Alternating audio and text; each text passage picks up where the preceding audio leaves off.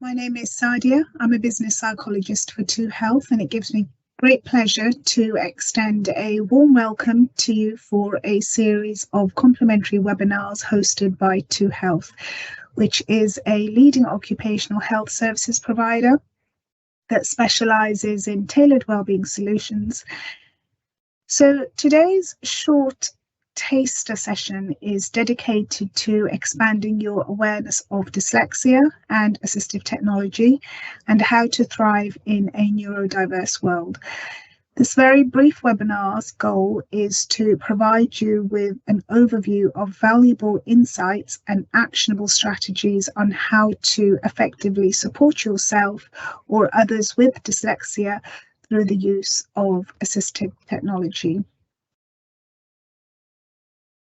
So before I begin, I just want to define this term neurodiversity, which is a term coined by Judy Singer to embrace the range of learning and developmental differences, including conditions like autism, ADHD, and dyslexia. It promotes the idea that these variations are natural and valuable aspects of human diversity, fostering innovation and creativity. Neurodiversity advocates for inclusion and accommodating the needs of neurodivergent individuals, whilst recognizing that some may require additional support. Now, some of the terms you may hear include things like neurodiverse, neurodivergent, SPLD, so specific learning differences, or special educational needs and disabilities. So these are the terms that tend to be used in education. So here, neurodifference or neurodevelopmental, as well as neurotypical. So that would be somebody without any neurodivergent condition. Now, statistics indicate that around 1 in 7 people have a neurodivergent condition, but also up to about 10% have dyslexia, which is one of the most common of the neurodivergent conditions.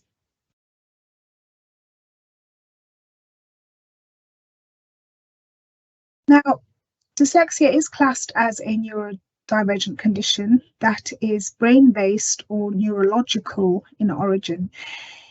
It is classed as a specific learning difference and has nothing to do with intelligence. Now, dyslexia impacts literacy skills, including reading, writing, spelling, grammar, word choice, especially homophones, as well as creating structured content. Individuals with dyslexia can struggle with decoding words, recognizing sight words, and maintaining fluency whilst reading. They can often find it difficult to differentiate between homophones, which are words that sound the same, but have a different meaning and a different spelling. So, for example, to and to. So I am going to the shops would be the first one, and another one would be the number 2, for example. And there are lots of these homophones in the English language. Dyslexia can often struggle with organising their thoughts to action, finding it challenging to plan and execute tasks in a logical order. Sequencing difficulties can make it harder to follow step-by-step processes or remember the correct sequence of events. Poor concentration can hinder organisational abilities and affect time management skills. And individuals may also struggle to remember important information or instructions needed to complete tasks efficiently. People with dyslexia can also experience challenges with processing multi-layered information, retaining information in sequence, as well as transferring information to their long-term memory and remembering details.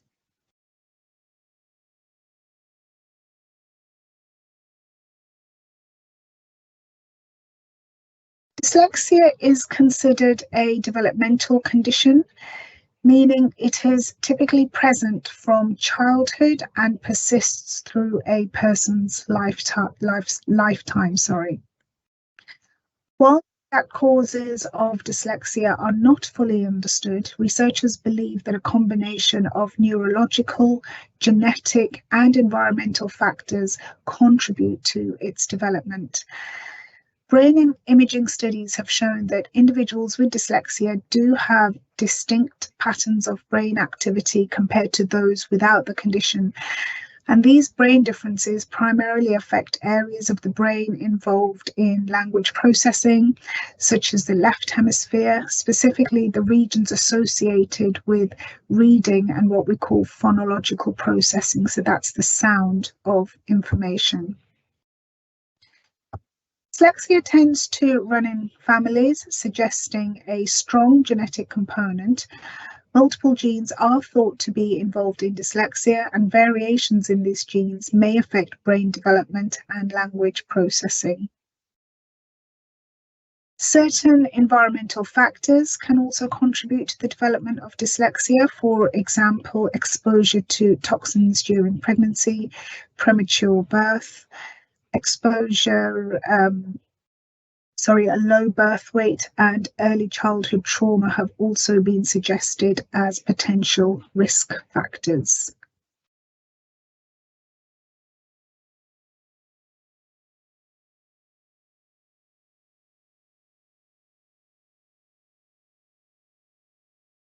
Dyslexics often possess unique strengths and abilities that can contribute to their success in various areas.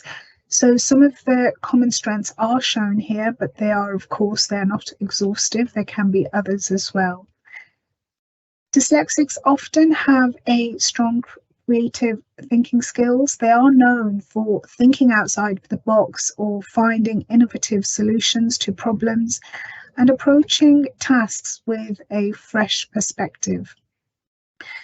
They often excel in visual spatial thinking because they have the ability to visualize and manipulate objects in their minds, which can be quite advantageous in fields such as art, design, architecture, and engineering.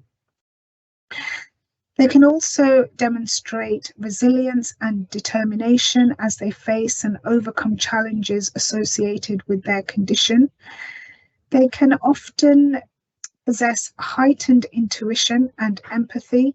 They have a deep understanding of others' emotions and perspectives, allowing them to excel in fields that require strong interpersonal skills, such as counselling, teaching, and leadership, for example.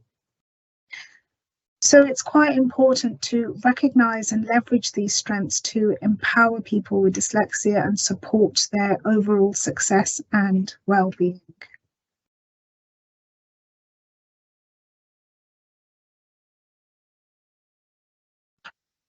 Assistive technologies can play a crucial role in supporting individuals with dyslexia by providing tools and accommodations to help overcome reading, writing, and organisational challenges. So here are some examples of assistive technologies commonly used by those with dyslexia. Text-to-speech software can read digital text aloud, making it easier for individuals with dyslexia to access and understand written information. And these software applications often have customizable settings for voice speed, pronunciation, and highlighting of text as it is read. Speech recognition software or speech-to-text software allows people with dyslexia to dictate their thoughts and have them converted into written text. This technology can be quite beneficial for writing assignments, note-taking, composing emails, or other documents. Certain fonts, such as Open Dyslexic, are specifically designed to improve readability for individuals with dyslexia. These fonts have unique characteristics like heavier bottoms to help differentiate between similar letters and reduce letter and word confusion.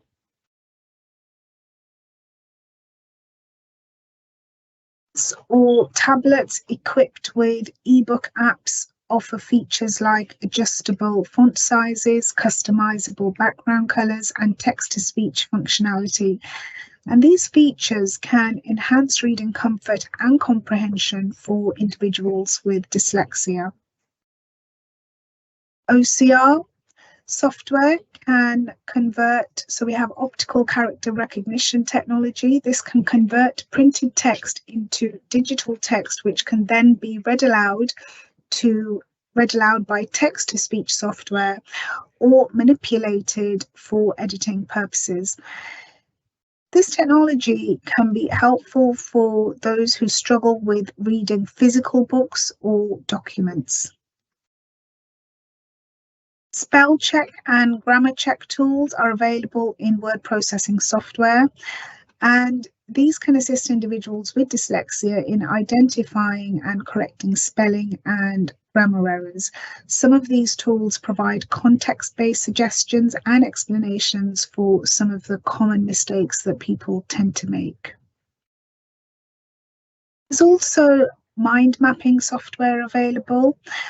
I can't give you examples of particular ones, but they can aid in visualizing ideas, organizing thoughts, and planning written work. These tools provide a visual structure that can enhance understanding and help individuals with dyslexia generate and organize their ideas. There's also note-taking and voice recording apps, and these allow users to create and organize statements, constructing apps, captures or discussions, which can ensure that important information is not missed and it can be reviewed later. So it is important that assistive technology should be selected based on individual preferences, accessibility, and cost. Working with educators, specialists, or assistive technology experts, as well as occupational health providers such as ourselves here at ToHealth, can also help to identify the most appropriate tools for each person with dyslexia.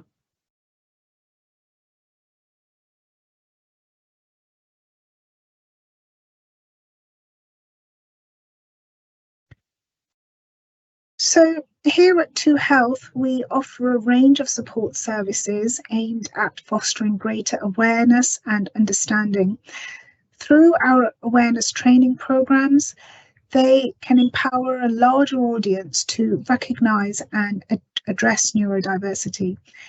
These initiatives encourage individuals, both those with a formal diagnosis and those without, to feel comfortable disclosing their neurodivergent traits, for instance. By facilitating open conversation, ToHealth helps to bridge the gap in knowledge and inform people about the available support and resources available to them. Consequently, this has a significant positive impact on staff members because they gain insight into the support options that are available to them or that can be tailored to their specific needs, which enhances their overall satisfaction with an employer who prioritises their well-being. So as a result, the retention rate improves while issues such as mental health challenges and workplace stress are mitigated.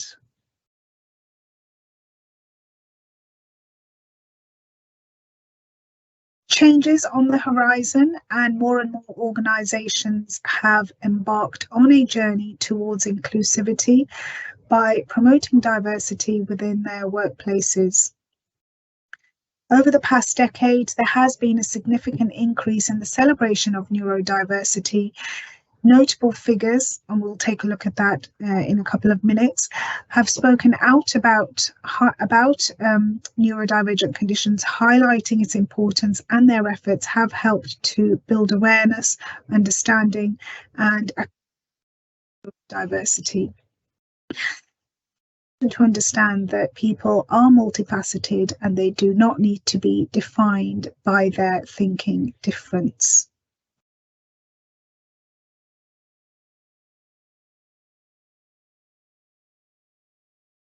Okay, so to summarize, supporting neurodivergent colleagues is crucial for fostering diversity, inclusion, and unlocking untapped talent within organizations. Accommodations and assistive technologies should be offered based on individual need.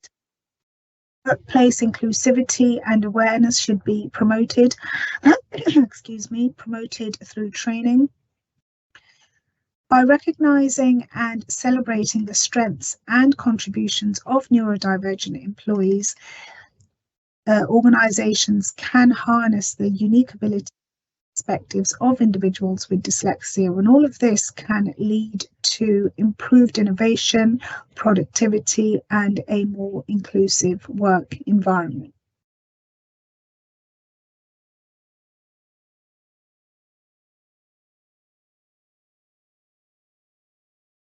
So here are some organisations that you may find helpful to reach out to. We have the British Dyslexia Association. This is a charity that offers information, advice and support for dyslexic individuals, their families and educators. They also have a helpline and also provide a list of local dyslexia associations. The Helen Arkle Dyslexia Centre, so this is a charity that provides assessment, tuition and support for individuals with dyslexia. They also offer training for educators and also have a helpline as well. So they have the websites which you can make a note of if required.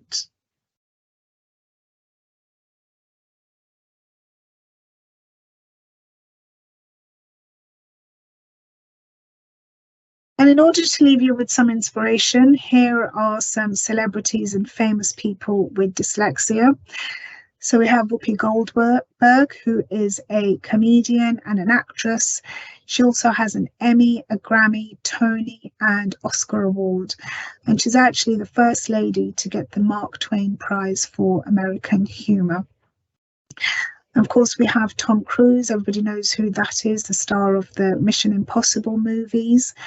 We have Leonardo da Vinci, a Renaissance artist who painted the Mona Lisa, and an inventor. And he actually wrote backwards from left to right instead of from right to left. And we have Walt Disney, an American animator, film producer, and entrepreneur whose legacy lives on in the form of classic films. So hopefully today's very brief webinar has given you a better idea of some of the struggles faced by those with dyslexia, as well as their strengths and how assistive technology can be used to support them. I would like to emphasize once again that these 30-minute webinars are intended as introductory sessions, providing a glimpse or taste of the topic at hand. It's important to note that these webinars are offered free of charge and are not intended to provide a comprehensive and exhaustive exploration of the subject matter. So if you are seeking more comprehensive and in-depth sessions, we encourage you to get in touch. And you can do that by reaching out to us by email, our website, you may phone us, as well as our social media platforms.